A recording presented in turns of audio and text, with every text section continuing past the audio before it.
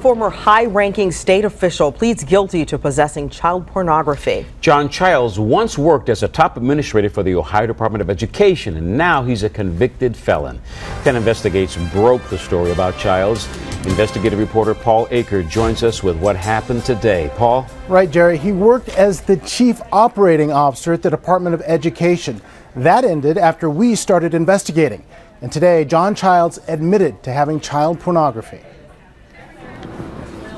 As a former high-ranking Ohio Department of Education official walked into the federal courthouse, Mr. Childs, would you like to say anything? his attorney brushed off questions. We've got stuff to do. We can't talk to you right now. So. What John Childs had to do was plead guilty to a federal charge of possessing child pornography.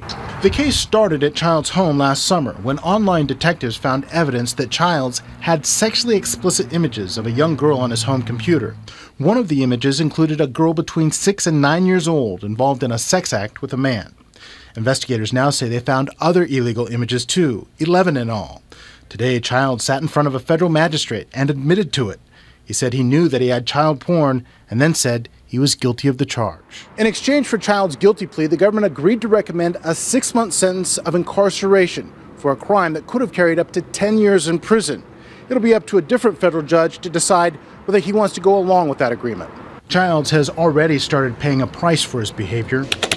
Last fall, 10 Investigates discovered inappropriate computer activity on his work computer at the Ohio Department of Education. Later, state investigators did their own investigation and found material they described as pornography, but did not call it child pornography.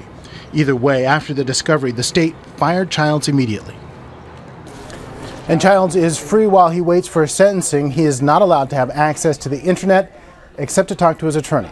In the newsroom, Paul Aker, 10 Investigates. Before you go, Paul, what happens if the judge doesn't approve this deal?